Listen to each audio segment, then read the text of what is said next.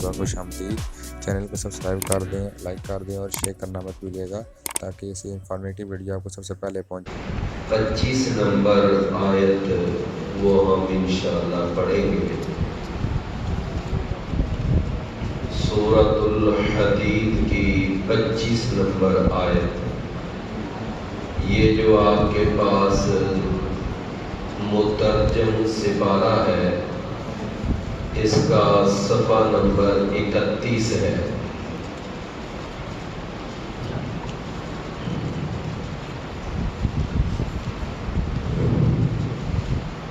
اعوذ باللہ السمیع العلیم من الشیطان الرجیم من ہمزہ ونفخہ ونفثہ۔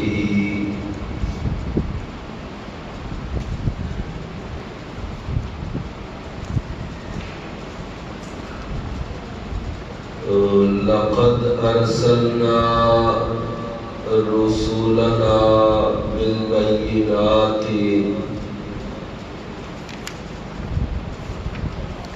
وانزلنا معهم الکتاب والمیزان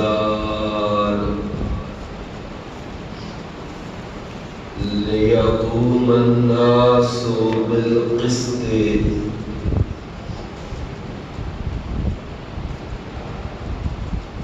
وَأَنزَلْنَا الْحَدِيدَ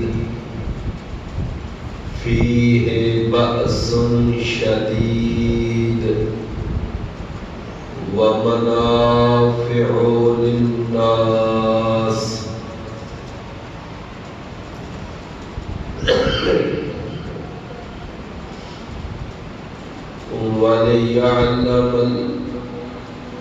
وَلِيَعْلَمَ اللَّهُ مَن يَنصُرُهُ وَرُسُلَهُ بِالْغَيْبِ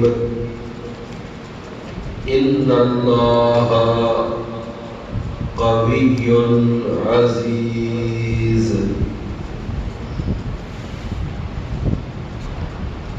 لَقَدْ أَرْسَلْنَا رُسُلَنَا یقیناً تحقیق ہم نے بھیجا اپنے رسولوں کو بالبینات واضح دلائل کے ساتھ وَأَنزَلْنَا مَعَهُمُ الْكِتَابَ اور ہم نے نازل کیا ان کے ساتھ کتاب کو والمیزان اور میزان کو لیقوم الناس بالقسط تاکہ قائم رہیں لوگ انصاف پر وَأَنزَلْنَا الْحَدِيدَ اور ہم نے نازل کیا لوہے کو فِيهِ بَأْسٌ شَدِيدٌ کہ اس لوہے میں لڑائی کا سخت لڑائی کا سامان ہے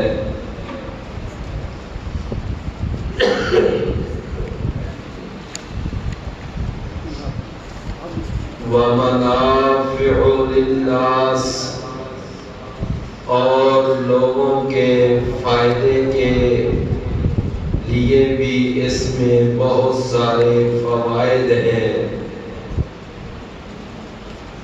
وَلِيَعْلَمَ اللَّهُ مَن يَنصُرُهُ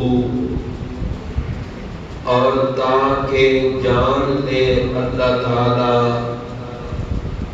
کہ کون مدد کرتا ہے اس کی یعنی اللہ تعالی کی، وَرُسُلَهُ اور اس کے رسولوں کی، بالغیب بن دیکھے یعنی امور غیبیہ پر ایمان لاتے ہوئے، ان اللہ قوی عزیز، بے شک اللہ تعالی بڑا ہی طاقتور، سب پر غالب ہے۔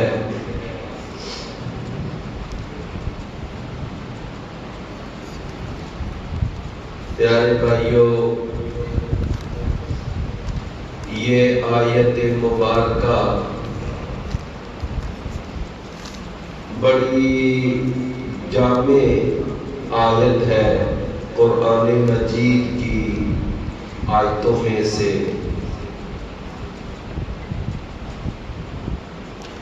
اس آیت مبارکہ میں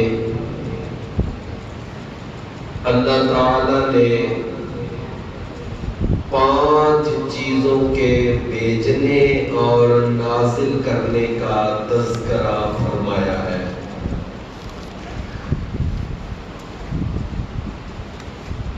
کتنی چیزوں کے؟ 5 چیزیں۔ سب سے پہلی چیز فرمایا کہ ہم نے اپنے رسولوں کو بھیجا، یہ پہلی چیز ہے، رسولوں۔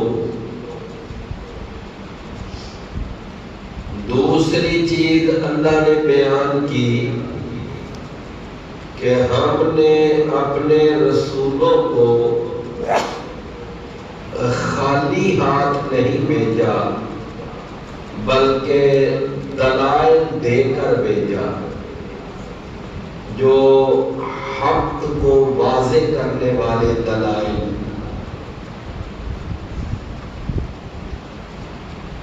اور تیسری چیز اللہ تعالی نے اس آیت میں بیان کی وہ ہے کہ ہم نے کتاب اتاری، وَأَنزَلْنَا مَعَهُمُ الْكِتَابَ، ہم نے ان کے ساتھ کتاب کو بھی اتارا۔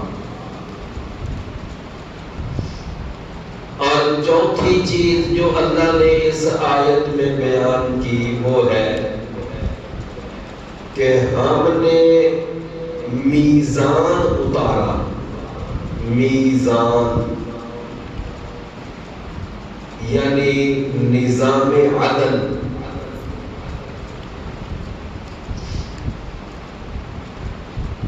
اور 5ویں چیز جو اللہ تعالی نے اس کے اندر بیان فرمائی ہے وہ ہے کہ ہم نے لوہا اتارا۔ تو گویا 5 چیزیں بیچنے یا اتارنے کا اس آیت میں بیان ہے۔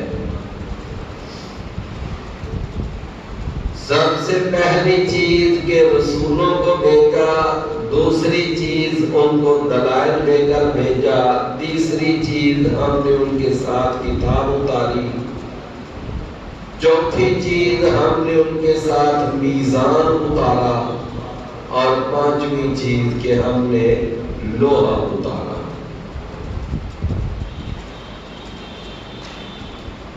اب ہم ان 5 پر تھوڑا تھوڑا انشاءاللہ بیان کریں گے، 5 کی تھوڑی تھوڑی انشاءاللہ وضاحت کریں گے۔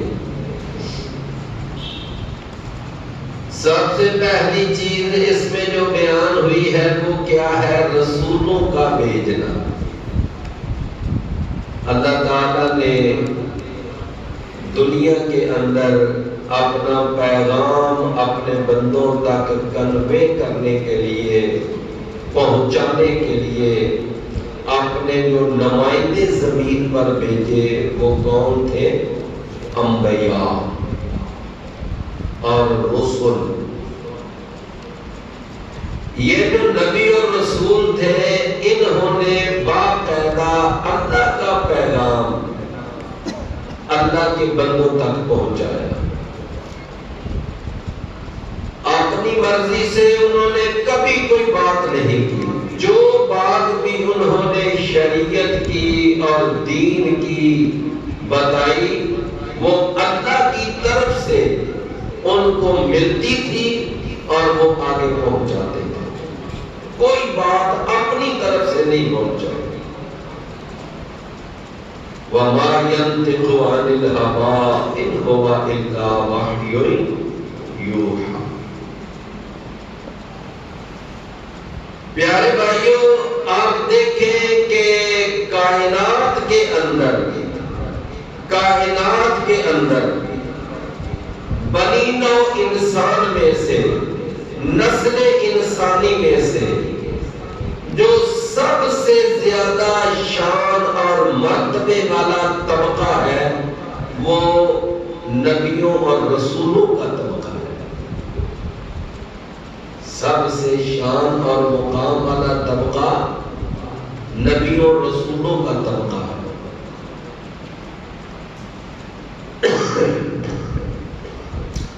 نبیوں اور رسولوں کے بعد پھر جو اگلا طبقہ ہوتا ہے نا طبقہ، وہ ہے صحابہ کا، جنہوں نے نبی اور رسول کو ایمان کی حالت میں دیکھا ہو، ان کو کیا کہتے ہیں؟ صحابہ۔ میرے بھائیوں، یہ بات کنفرم ہے کہ اگر لاکھوں صحابہ بھی مل جائیں، لاکھوں صحابہ بھی مل جائیں، لیکن وہ کسی نبی رسول، ایک نبی رسول کا مقام بھی نہیں پا سکتے۔ یہ میں بات صرف سمجھانے کے لیے آپ سے عرض کر رہا ہوں، لاکھوں صحابہ مل کر بھی کسی ایک نبی رسول کا درجہ بھی حاصل نہیں کر سکتے۔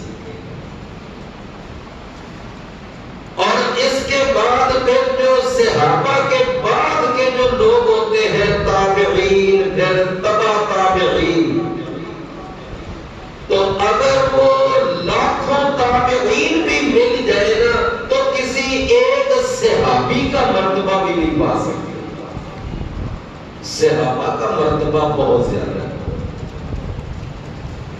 تو بات سمجھ آئی نا کہ لاکھوں صحابہ مل کر کسی نبی رسول کا مرتبہ نہیں حاصل کر سکتے، لاکھوں غیر صحابہ مل کر کسی ایک صحابی کا مرتبہ نہیں پا سکتے۔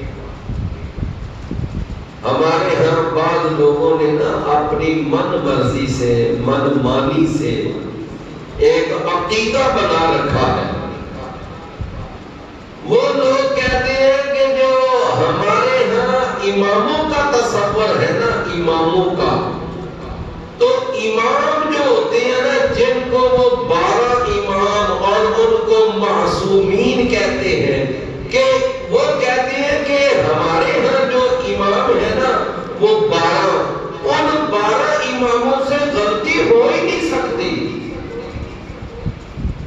12 اماموں سے غلطی ہو ہی نہیں سکتی، کوئی چھوٹی کوئی بڑی، کہتے ہیں سوال ہی پیدا نہیں ہوتا ان سے غلطی ہو۔ اور وہ کیا عقیدہ رکھتے ہیں؟ ائمہ معصومین، کیا کہتے ہیں؟ ائمہ معصومین۔ اور پھر وہ یعنی کہ اس کے ساتھ ساتھ وہ کہتے ہیں کہ یہ جو 12 امام ہیں یہ نبیوں رسولوں سے بھی افضل ہے۔ یہ عقیدہ بھی غلط ہے، اس لیے کہ صرف نبی اور رسول ہوتا ہے کہ جو معصوم عن الخطا ہوتا ہے، اور نبی اور رسول سے غلطی نہیں ہوتی، اور غلطی نہیں ہوتی کا بھی معنی یہ ہے کہ کہ نبی اور رسول سے کبیرہ گناہ نہیں ہوتا. چھوٹی موٹی غلطی وہ نبی رسول سے بھی ہو سکتی ہے. جس کو ہم صغیرہ کہہ لیتے ہیں وہ نبیوں سے بھی ہو جاتی ہے. لیکن نبیوں سے رسولوں سے کبیرہ گناہ نہیں سرزد ہوتا. یہ معنی ہے معصوم عن الخطا کا.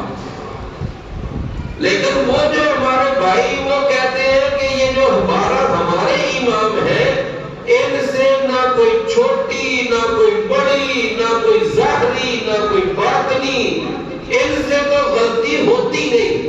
یہ عقیدہ بالکل غلط ہے, قرآن اور حدیث کے خلاف ہے. اور دوسرا عقیدہ وہ یہ ہے کہ یہ تو جناب نبی اور رسولوں سے بھی افضل ہے. یہ بھی عقیدہ غلط ہے. میں نے ابھی عرض کیا کہ لاکھوں غیر نبی مل کر کسی ایک نبی کا مقام نہیں پا سکتے. سمجھے نا؟ تو بہرحال جب لوگوں نے اپنی مرضی کے مسئلے, اپنی مرضی کے عقیدے, اپنی مرضی کا دین بنانا ہو تو پھر ان کو کون روکے؟ وہ جتنا مرضی کرتے چلے جائیں. تو مقصد یہ ہے کہ کوئی بھی یعنی کوئی امام, کوئی صحابی, کوئی فقیہ, کوئی مجتہد, کوئی محدث, کوئی مفسر, کوئی علامہ, کوئی فہامہ, کوئی شیخ الحدیث, کوئی شیخ القرآن وہ نبی رسول کے مقام کو نہیں پا سکتا. فرمایا کہ لَقَدْ أَرْسَلْنَا رُسُلَنَا, یقیناً تحقیق ہم نے بھیجا اپنے رسولوں کو. اور ایک بات میں اکثر کہا کرتا ہوں کہ قرآن میں آتا ہے نا کہ رسولوں پر ایمان لانا, آتا ہے نا قرآن میں, آمن الرسول بما انزل الیہ من ربہ والمؤمنون کل آمن باللہ وملائکتہ وکتبہ رسولوں پر ایمان. اور سارے رسول جتنے بھی اللہ نے دنیا میں بھیجے سب پر ایمان لانا ضروری تھا. اگر رسولوں پر ایمان نہیں تو بندہ کافر ہے, وہ ملحد ہے, بے ایمان ہے جس کا رسولوں پر ایمان نہیں. بات سمجھے نا؟ رسولوں پر. لیکن رسولوں پر ایمان لانے کا بھی معنی کیا ہے کہ رسولوں کا جو مقام, جو مرتبہ قرآن اور حدیث متعین کرتا ہے نا, ان رسولوں کو اس مرتبے اور اس مقام کے ساتھ تسلیم کیا جائے. ان کو ان کے مرتبے سے بڑھایا نہ جائے, ان کو ان کے مرتبے سے بڑھایا نہ جائے. جیسا کہ آپ دیکھ لیں عیسیٰ علیہ السلام کو عیسائیوں نے بڑھا کر کیا بنا دیا؟ اللہ کا بیٹا بنا دیا. اور بعض عیسائیوں نے ان کو اللہ ہی بنا دیا. اور بعض عیسائیوں نے ان کے بارے میں یہ کہا کہ تین خداؤں میں سے ایک عیسیٰ ہے, یعنی تین خدا مل کر کائنات کا نظام چلا رہے. تو مرتبے سے بڑھا دیا نا. تو کسی نبی کو, رسول کو اس کے مرتبے سے بڑھا کر ماننا یہ اس پر ایمان لانا ہے؟ نہیں, اس پر ایمان لانا نہیں ہے. ایمان لانا یہ ہے کہ اس نبی کا, رسول کا جو مرتبہ قرآن اور حدیث متعین کرتا ہے اس کے مطابق اس کو مانا ہے. اب عیسیٰ علیہ السلام کا مرتبہ قرآن اور حدیث نے کیا متعین کیا کہ عیسیٰ علیہ السلام اللہ کے رسول ہیں, اللہ کے نبی ہیں, اللہ کے بندے ہیں, اللہ کے کلمے ہیں. اللہ نے ان کو بغیر باپ کے صرف ماں سے پیدا کیا ہے اور وہ بڑے اولو العزم پیغمبروں میں سے ایک پیغمبر ہیں, زندہ آسمانوں پر اٹھائے گئے ہیں, قیامت کے قریب وہ دنیا میں آئیں گے. اب یہ ساری باتیں ان کے بارے میں ماننا یہ ہے عیسیٰ پر ایمان لانا. میری بات سمجھے نا؟ اور جو کہے کہ وہ تو آسمانی باپ کا بیٹا ہے, تین خداؤں میں سے خدا ہے, وہ تو ہے ہی عین اللہ، تو اس کا عیسیٰ علیہ السلام پر ایمان نہیں ہے، وہ جھوٹ بولتا ہے۔ تو فرمایا لقد ارسلنا رسولنا، سب سے پہلی چیز کہ ہم نے کیا کن کو بھیجا؟ اپنے رسولوں کو۔ سب سے پہلے رسول جناب نوح علیہ السلام ہے، سب سے آخری رسول جناب محمد رسول اللہ صلی اللہ علیہ وسلم۔ فرمایا کہ لقد ارسلنا رسولنا بالبینات، ہم نے بھیجا رسولوں کو واضح دلائل کے ساتھ، واضح دلائل، اور وہ جو واضح دلائل ہے وہ کیا ہے؟ مثلا ہر نبی رسول کو اللہ نے کچھ نہ کچھ معجزات عطا کیے، ہے نا؟ جناب صالح علیہ السلام کا معجزہ، ہود علیہ السلام کا، جناب موسیٰ علیہ السلام کے معجزات، عیسیٰ علیہ السلام کے معجزات، محمد کریم صلی اللہ علیہ وسلم کے معجزات، جناب داؤد کے معجزات، جناب سلیمان علیہ السلام۔ تو اللہ نے نبی و رسولوں کو کیا دی؟ البینات، یعنی معجزات، سمجھے نا؟ معجزات کے بارے میں یہ بات ذہن میں رکھنا کہ معجزہ جو ہوتا ہے وہ ظاہر نبی کے ہاتھوں ہوتا ہے، لیکن اس کے پیچھے قوت اور طاقت وہ اللہ کی کار فرما ہوتی ہے۔ قوت اور طاقت اس نبی کی ذاتی نہیں ہوتی، سمجھے نا؟ لیکن ظاہر کس کے ہاتھوں ہوتا ہے؟ نبی کے ہاتھوں۔ موسیٰ علیہ السلام کو اللہ تعالیٰ نے کہا کہ اے موسیٰ جاؤ فرعون کے پاس، یا اللہ وہ اتنے دبدبے والا، وہ اتنے روب والا، وہ اتنی ہیبت، میں کمزور اور میں پردیسی 10 سال مدین رہ کر آیا، تو وہ میری کیسے مانے گا؟ اور میں اے موسیٰ جاؤ، تو ڈرنا نہیں، گھبرانا نہیں، ہم تمہارے ساتھ ہیں۔ جناب موسیٰ علیہ السلام کا اللہ نے نا ڈر دور کرنے کے لیے کیا فرمایا؟ فرمایا اے موسیٰ اگر وہ تجھ سے پوچھے نا کہ تو نبی ہے، تیرے نبی ہونے کی کوئی دلیل، تو یہ جو لاٹھی ہے نا یہ وہاں پھینکنا، ہم اس لاٹھی کو سانپ بنا دیں گے۔ اچھا اب باقاعدہ ایکسپیریمنٹ کروانے کے لیے، یعنی تجربہ کروانے کے لیے اللہ نے کہا وہی جنگل مدین واپسی پر، وہ وادی طوا، وہاں پر فرمایا ذرا پھینکو نا یہ لاٹھی، لاٹھی پھینکی، وہ بہت بڑا اژدہا بن گئی۔ اب موسیٰ علیہ السلام ڈر کرنا وہاں سے بھاگے، تو اللہ نے فرمایا موسیٰ لا تخف، ڈر نہیں، واپس آ، اس کو پکڑ، ہم اس کو دوبارہ اس کی پہلی حالت میں لٹا دیں گے۔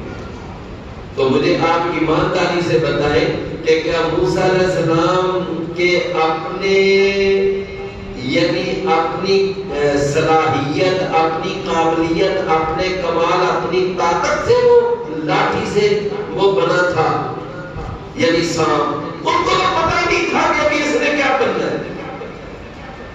موسیٰ علیہ السلام ڈر کر بھاگے، اللہ نے کہا واپس آ، اس کو پکڑ، دوبارہ لاٹھی بنائیں گے۔ آ کر پکڑا تو وہ پھر لاٹھی بنا، سمجھے نا؟ تو معجزہ جو ہوتا ہے اس میں نبی کی اپنی قوت، اپنی طاقت، اپنی صلاحیت استعمال نہیں ہوتی، سمجھے نا؟ اللہ کی طاقت استعمال ہوتی ہے اور نبی کے ہاتھوں ظاہر ہوتا ہے۔ آج کئی لوگ جو ہے نا بس ان معجزات کا سہارا لے کر، ان معجزات کا سہارا لے کر نبیوں کے بارے میں لوگوں کو یہ باور کراتے ہیں کہ نبی حاجت روا ہوتے ہیں، نبی مشکل کشا ہوتے ہیں، وہ جناب کرنی بھرنی والے ہوتے ہیں، وہ مختار کل ہوتے ہیں، ان کے پاس نفع نقصان کا اختیار ہے، وہ جو چاہے کر سکتے ہیں۔ دیکھو جی عیسیٰ علیہ السلام مردے زندہ کر دیتے تھے، تو پھر اگر عیسیٰ علیہ السلام نے مردے زندہ کیے تھے تو ہمارے پیر جو تھے نا عبد القادر جیلانی، انہوں نے بھی تو مردے زندہ کیے تھے۔ لہذا وہ معجزات کا اور کرامتوں کا سہارا لے کر نبیوں کو، ولیوں کو مختار کل ثابت کرتے ہیں اور ان کو حاجت روا مشکل کشا ثابت کرتے ہیں۔ حالانکہ یہ بات ہی غلط ہے کہ معجزہ ظاہر نبی کے ہاتھ ہوتا ہے، پیچھے قوت اللہ کی ہوتی ہے، اور کرامت ظاہر ولی کے ہاتھ ہوتی ہے لیکن پیچھے قوت اللہ کی ہوتی ہے۔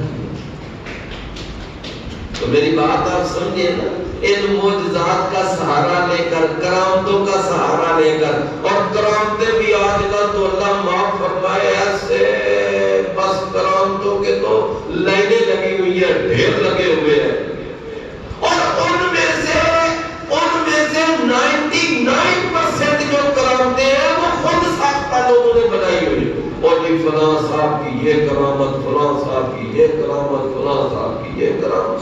کرامتیں اکثر و بیشتر لوگوں نے جعلی بنائی ہوئی، صرف اپنے پیروں کی دکان چمکانے کے لیے، ان کی گدیوں کو آباد کرنے کے لیے، ان کی خانقاہوں پر رش اکٹھا کرنے کے لیے، اور پھر اپنی تجوریاں بھرنے کے لیے، اپنی جیبیں بھرنے کے لیے، اپنی زمینیں بنانے کے لیے، انہوں نے ان ولیوں کی جعلی کرامتیں بنا بنا کر بس یہ ایک کاروبار چلتا ہے۔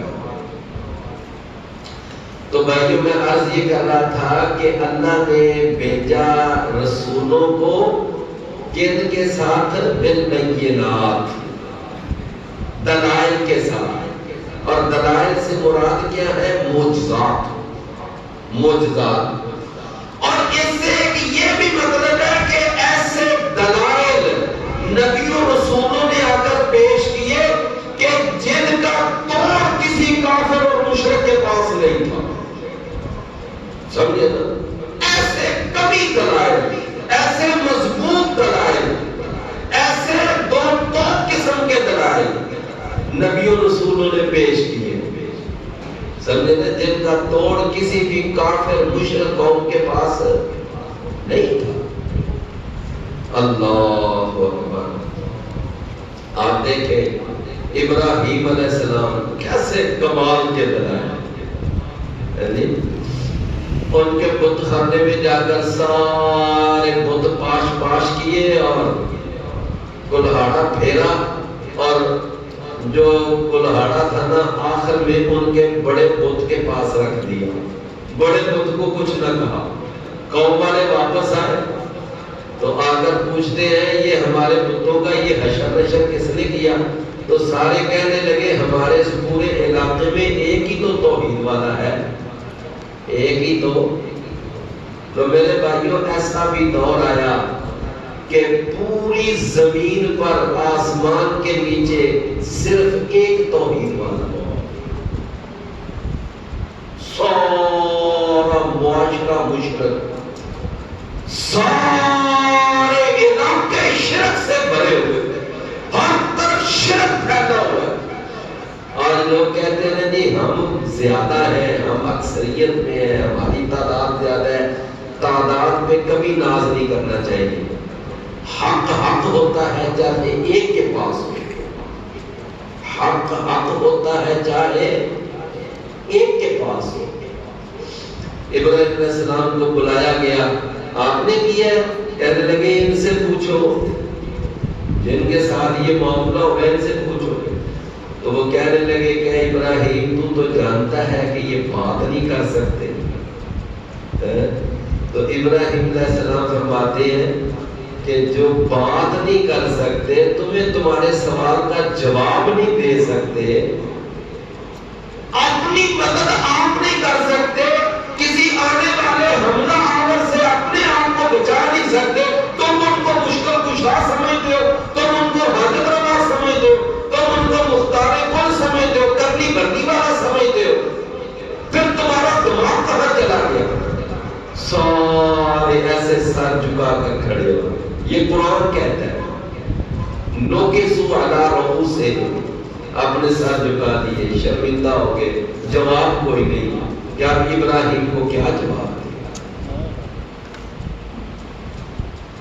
میرے پیارے بھائیوں، ایسے واضح دلائل، ایسے دو ٹوک دلائل، ایسے مضبوط دلائل لے کر نبی آئے دنیا میں کہ جن کا جواب نہیں تھا کسی کافر مشرک قوم کے پاس۔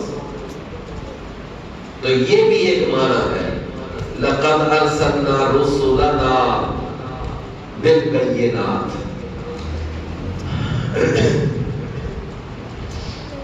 ایک بات میں اس سے تھوڑی سی ریلیٹڈ ہے، ملتی جلتی ہے، وہ ذرا میں عرض کرتا ہوں، اگر آپ توجہ سے سنیں گے تو انشاءاللہ فائدہ ہوگا۔ آپ اکثر سنتے ہیں نا، اکثر سنتے ہیں کہ فرقہ واریت لعنت ہے، سنتے ہیں کہ نہیں سنتے؟ یہ فرقہ واریت نے ہمارے معاشروں کو کھوکھلا کر دیا، فرقہ واریت نے ہمیں تباہ کر کے رکھ دیا، یہ اکثر باتیں سنتے ہیں لوگ میڈیا پر اور ہر جگہ پر اس بات کو بڑھا، لیکن کبھی کسی نے اس بات پہ غور کیا ہے کہ فرقہ ہوتا کیا ہے؟ کبھی کسی نے غور کیا ہے؟ میرے پیارے بھائیوں، آج لوگ جو ہے نا اتنی کنفیوژن کا شکار ہے، اتنی کنفیوژن کا شکار ہے، ذرا غور سے بات سمجھنا۔ بعض لوگ جو ہے نا اتنے کنفیوز ہیں کہ وہ یہ کہہ دیتے ہیں جی اور جی بس چھٹو جی سارے ہی فرقے غلط ہیں۔ کیا یہ کہتے ہیں کہ نہیں لوگ؟ ساری غلط ہیں۔ اچھا بعض لوگ پھر کہتے ہیں اچھا اگر ساری غلط نے تو یہ مطلب ہے کہ پھر حق دے تو کوئی بھی نہ ہوا، سمجھے نا؟ اب اس سوال سے جان چھڑانے کے لیے بات کہہ دیتے ہیں اور یہ بات یہ ہے کہ سارے ہی صحیح ہیں، کچھ کہہ دیتے ہیں کہ سارے غلط نے تو کچھ کہہ دیتے ہیں سارے ہی صحیح ہیں، جہاں جہاں بھی لگا ہوا ٹھیک لگا ہوا۔ یہ دو جملے اکثر آپ سنتے ہیں، سارے درست ہیں، سارے ٹھیک ہیں، ٹھیک ہے، جہاں جہاں بھی لگا ہوا ٹھیک لگا ہوا ہے، اور وہ کہنے والے کہ ساری غلط ہے، وہ بھی جملہ عام ہے۔ لیکن میرے بھائیوں، کبھی کوئی ایسی بات، اب ذرا نبی صلی اللہ علیہ وسلم کی پیاری زبان سے نکلا ہوا جملہ سنے۔ آپ نے فرمایا میری امت کے 73 فرقے بن جائیں گے، مطلب کیا تھا؟ 73 کے بہت زیادہ فرقے بن جائیں گے۔ آپ نے فرمایا تھا کلہم فی النار، کلہم ساری جہنم میں جائیں گے، الا واحدہ سوائے ایک کے۔ تو اب نبی صلی اللہ علیہ وسلم نے کیا جواب دیا، کیا کلیئر کیا کہ سارے ہی غلط ہے، یہ بھی غلط ہے، سارے ٹھیک ہے، یہ بھی غلط ہے، صحیح کیا ہے کہ سارے غلط ہے، صرف ایک ٹھیک ہے۔ تو میرا خیال میری بات آپ سمجھ رہے ہیں نا، سارے غلط ہے، صرف ایک ٹھیک ہے۔ اچھا پھر نبی صلی اللہ علیہ وسلم نے اس ایک کی بھی وضاحت کی، فرمایا وہ ایک کون ہوگا؟ ما انا علیہ اليوم واصحابی، میں اس کی تمہیں علامت بتاتا ہوں۔ علامت یہ ہے کہ جس پر آج میں جس پر عمل کر رہا ہوں، جس دین پر، جس شریعت پر، جس منہج پر میں عمل کر رہا ہوں، جو اس طریقے پر چلے گا وہ ٹھیک ہوگا۔ وہ اصحابی، اور جس پر آج میرے صحابہ چل رہے ہیں، میرے صحابہ جس پر عمل کر رہے ہیں وہ طریقہ ٹھیک ہے، یعنی میرا اور میرے صحابہ کا طریقہ ٹھیک ہے۔ لو یہ نبی کریم صلی اللہ علیہ وسلم نے فرمایا۔ تو میرے پیارے بھائیوں، جو نبی کا طریقہ ہے اور نبی کے سکھائے ہوئے صحابہ کا جو طریقہ ہے، صحابہ نے اپنی من مرضی سے تو دین نہیں نہ بنایا تھا، وہ تو وہی دین تھا جو رسول اللہ صلی اللہ علیہ وسلم نے سکھایا تھا۔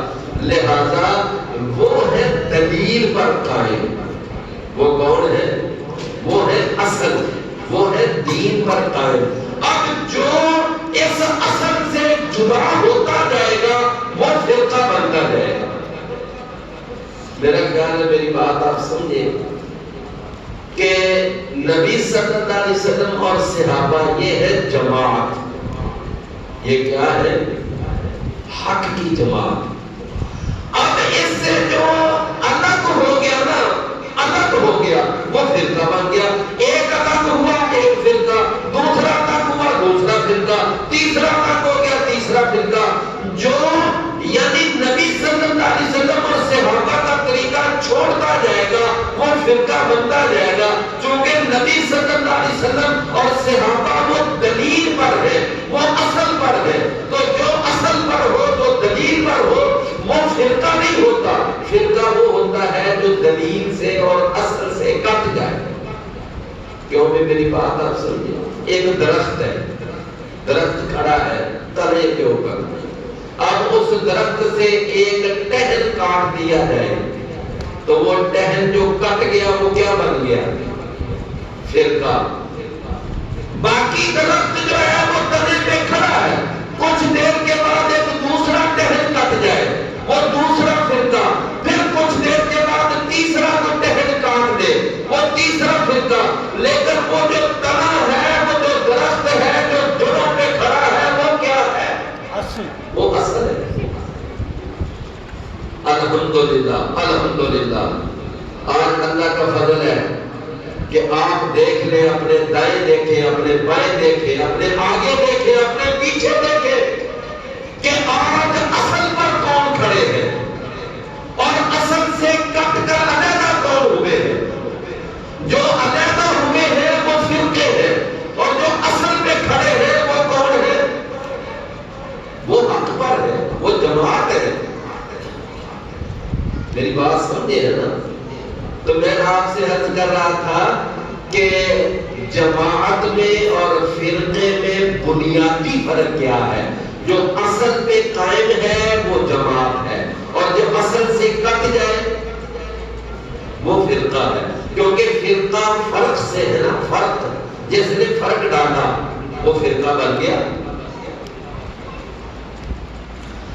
فرمایا لقد ارسلنا رسولنا بالبینات وانزلنا معهم الکتاب، اور ہم نے ان کے ساتھ کتاب کو اتارا. کتاب، کتاب سے کیا مراد ہے؟ کتاب سے بعض لوگ مراد لیتے ہیں صرف قرآن. یہ غلط ہے، یہ بات غلط ہے. کتاب سے مراد قرآن بھی ہے اور حدیث بھی ہے، دونوں چیزیں کتاب میں شامل ہیں. دلیل کیا ہے؟ دلیل کیا ہے؟ نبی کریم صلی اللہ علیہ وسلم کے پاس نہ ایک دفعہ ایک آدمی آیا اور اس نے آ کر کہا کہ اے اللہ کے رسول، میرے بیٹے نے، میرا بیٹا وہ کسی کے گھر میں نوکر تھا. کیا تھا؟ نوکر. گھر کی خدمت کرتا تھا، کام کاج کرتا تھا، جس طرح ہوتے نا خادم، نوکر، ملازم. تو معاملہ ایسا ہوا کہ میرے نوکر کا اور پھر اس کی مالکن کا کوئی آپس میں چکر چلا اور انہوں نے غلط کام کا ارتکاب کر لیا. تو میں نے نہ بعض لوگوں سے پوچھا تو کسی نے بتایا کہ تیرے بیٹے کے اوپر نہ 100 بکریاں دینا لازم ہے. 100 بکریاں دے، 100 بکریاں، یہ تیرے بیٹے پر جرمان. کہتے ہیں میں نے 100 بکریاں دے دی کہ وہ 100 بکریاں اس مالکن کے یعنی خامد کو پیش کر، میں نے دے دی. لیکن مجھے بعد میں کسی نے بتایا کہ تجھے کسی نے غلط گائیڈ کیا ہے، یعنی یہ سزا ہے ہی نہیں. تو میں آپ کے پاس آیا ہوں. تو اللہ کے نبی آپ مجھے نہ اس کے بارے میں صحیح جو فتویٰ ہے وہ جاری فرمائے. آپ نے فرمایا، اس نے کہا کہ مجھے میرا نا کتاب اللہ کے مطابق فیصلہ کرے. آپ نے فرمایا میں تیرا فیصلہ کتاب اللہ کے مطابق کروں گا. ساتھ آپ نے قسم اٹھائی کہ اللہ کی قسم میں تیرا فیصلہ کتاب اللہ کے مطابق کروں گا. پھر آپ نے کیا فیصلہ کیا؟ فرمایا یہ جو تیری بکریاں ہیں نا یہ تجھے واپس دی جائے گی.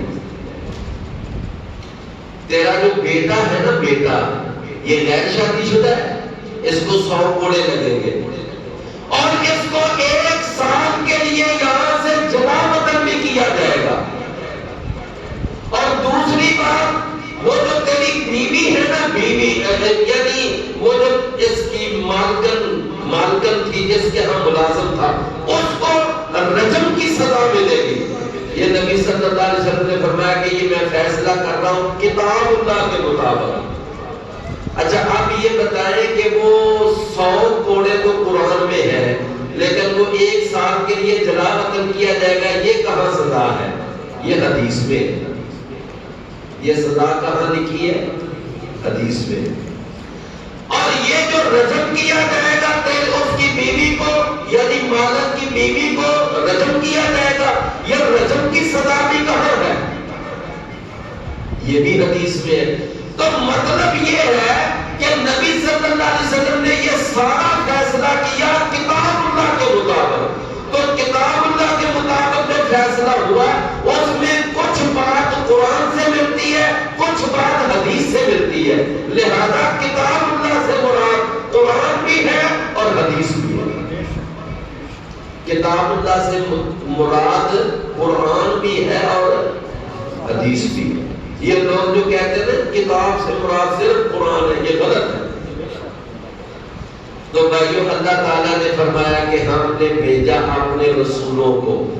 نمبر 2 رسولوں کو بھیجا دلائل دے کر. نمبر 3 ہم نے ان کے اوپر ان کے ساتھ کتاب کو اتارا. نمبر 4 فرمایا کہ والمیزان اور ہم نے ان کو ترازو بھی دے کر بھیجا. اب ترازو سے کیا مراد ہے؟ ترازو سے پہلا مراد یہ ہے کہ اس سے مراد ہے نظام عدل, نظام انصاف. کیا مراد ہے نظام عدل؟ اور نظام عدل سے کیا مراد ہے کہ انسان جب بھی کوئی بات کرے کوئی فیصلہ کرے وہ ایک گھر کا سربراہ ہو کر کرے, وہ ایک ملک کا حکمران ہو کر کرے, وہ عدالتوں کے اندر بیٹھا ہوا تو چیف یا چیف جسٹس کی حیثیت سے فیصلہ کرے. اس میں وہ اپنوں اور بیگانوں کو نہ دیکھے, اس کے اندر وہ اپنے یعنی یہ بھی نہ دیکھے کہ اس کے ساتھ میری لگتی ہے, یہ میرا محبوب ہے, یہ میرا پسندیدہ شخص ہے, اس کے ساتھ میری اچھی دوستی ہے. نہ, وہ دشمنی اور دوستی کے تقاضوں کو بالکل سائڈ پر رکھ کر انصاف کا فیصلہ, اس کو کہتے ہیں عدل. اس کو کیا کہتے ہیں؟ یہ بھی نہیں دیکھنا کہ ان کے ساتھ میری دشمنی ہے لہذا دشمنی ہے میں نے اس کے خلاف ہی فیصلہ دینا. ان کے ساتھ میری دوستی ہے میں ان کے حق میں کر دوں. یہ فیصلہ عدل والا نہیں ہوتا. عدل والا فیصلہ وہ ہے جس میں نہ اپنے نہ بیگانے دیکھے جائیں, نہ دوست نہ دشمن دیکھے جائیں, نہ دور کے نہ نزدیک کے دیکھے جائیں. بالکل یعنی جو عدل اور انصاف کے تقاضے کے مطابق فیصلہ ہو وہ کیا جائے. یہ ہے نظام عدل. دوسرا ایک معنی ہے والمیزان, ہم نے ترازو اتارا. ترازو سے مراد ہے کہ ہم نے تمہیں حکم دیا ہے کہ ترازو پہ تول کر جو لوگوں کو چیزیں دو اس میں کمی بیشی نہ کرو, نہ کسی کو کم دو نہ کسی کو زیادہ دو. یعنی یہ کمی بیشی کرنا جو ہے نا یہ غلط ہے. قوم شعیب کے اندر سب سے بڑا جرم کیا تھا کہ وہ لوگوں کو چیزیں کم دیتے تھے. وَيْلٌ لِّلْمُطَفِّفِينَ الَّذِينَ إِذَا اكْتَالُوا عَلَى النَّاسِ يَسْتَوْفُونَ وَإِذَا كَالُوهُمْ أَوْ وَزَنُوهُمْ يُخْسِرُونَ. فرمایا ہلاکت ہے کمی بیشی کرنے والوں کے لیے. تو یہ جو کمی بیشی کر کے چیزیں دینا, لوگوں کو کپڑا دیتے وقت کم ماپنا, سودا دیتے وقت کم تولنا, سبزی دیتے وقت کم دینا, اور اسی طرح باقی چیزیں اناج دیا کم دے دیا, ایسا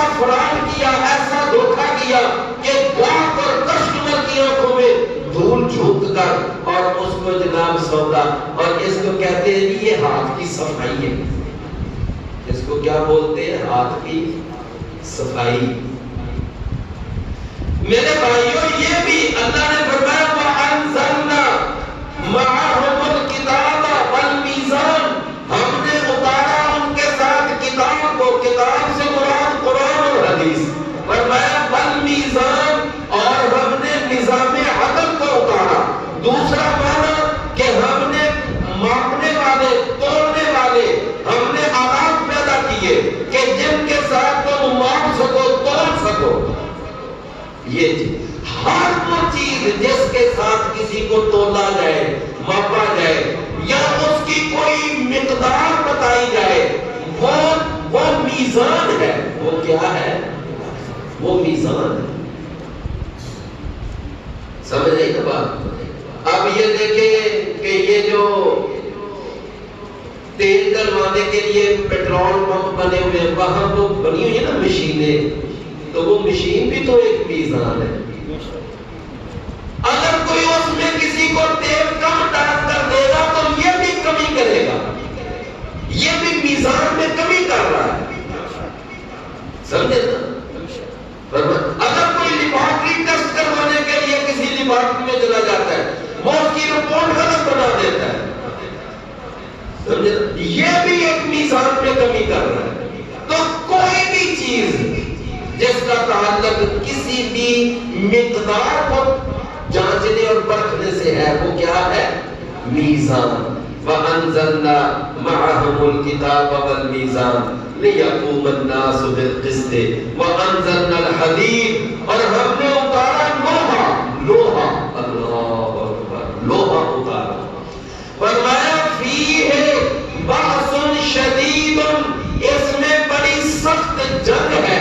مطلب کیا ہے کہ اس لوہے کے ساتھ جنگی آلات، جنگ کا اسلحہ، ٹیکنالوجی اس سے تیار ہوتی ہے. سمجھے نا؟ کس سے تیار ہوتی ہے؟ یہ جتنا اسلحہ تیار ہوتا ہے، جتنے ہتھیار تیار ہوتے ہیں، ان میں بنیادی جو میٹیریل ہے وہ کون سا استعمال ہوتا ہے؟ لوہا. سمجھے نا؟ بڑی بڑی تلواریں بنتی ہیں لوہے سے، تیر بنتے ہیں لوہے سے، کمانیں بنتی ہیں لوہے سے، اور اسی طرح یہ بڑے بڑے گرنیڈ بنتے ہیں لوہے سے، گولی بنتی ہے لوہے سے. ہر چیز میں لوہا استعمال ہوتا ہے. اور ہم نے اتارا لوہا کہ اس کے اندر بہت زیادہ سخت لڑائی ہے. مطلب کہ یہ ایک جنگ کے اسلحہ بنانے کا ایک ذریعہ ہے، اسلحہ سازی. فیہ بأس شدید ومنافع للناس، اور اس کے لیے، اس میں لوگوں کے لیے بڑے فوائد ہیں.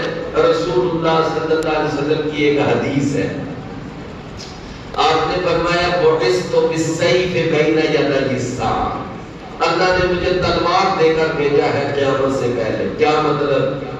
کہ اللہ نے مجھے حکم دیا ہے تلوار چلا، مطلب جہاد کر. تلوار چلا یعنی جہاد کر. اچھا، یہ جہاد نبی صلی اللہ علیہ وسلم نے بڑا کن کے خلاف کیا؟ کن کے خلاف تلوار اٹھائی؟ یہ تلوار ان قوتوں کے خلاف اٹھائی کہ جن پر حجت قائم ہو گئی، لیکن حجت قائم ہونے کے باوجود وہ اسلام کی مخالفت کرتے تھے.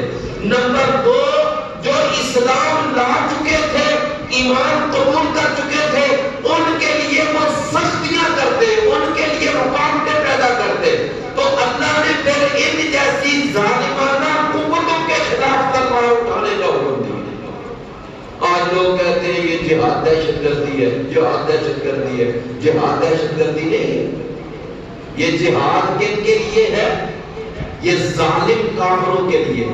آج وہ کافر جو تمہیں نقصان نہیں پہنچاتے، جو تمہارے درپے نہیں ہوتے، تمہارے لیے رکاوٹ نہیں بنتے، تمہارے خلاف جنگ میں حصہ نہیں لیتے، اسلام کہتا ہے تم بھی ان کو کچھ کر دو. کیونکہ یہ بات ہے نا، یہ اسلام کے اندر تلوار اٹھانا، جہاد کرنا، میدان میں آنا کن کے خلاف ہے؟ جو تمہارے خلاف وغیرہ برسر بیکار ہے. قاتل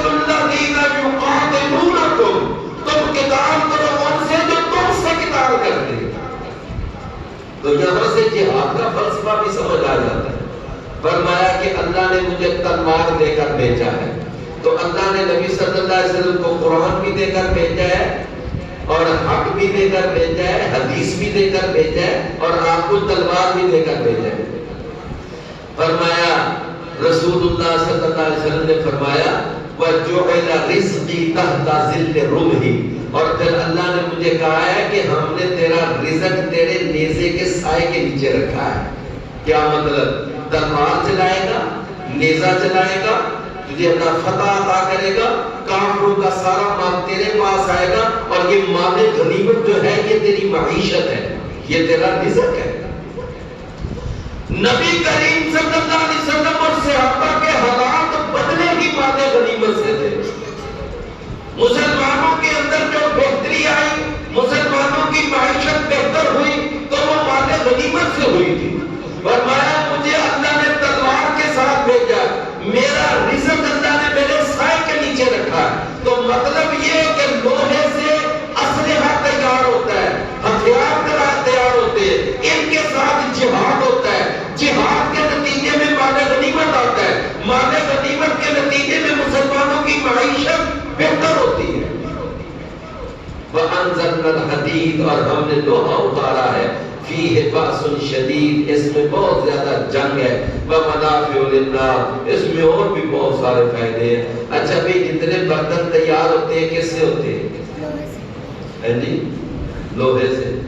جتنے یہ کھیتی باڑی کے اوزار تیار ہوتے ہیں کس سے ہوتے ہیں؟ لوہے سے۔ کوئی انسانی زندگی میں استعمال کی چیز ایسی نہیں کہ جس میں کسی نہ کسی شکل میں لوہا استعمال نہ ہو، سمجھے نا؟ ہر چیز میں لوہے کا استعمال۔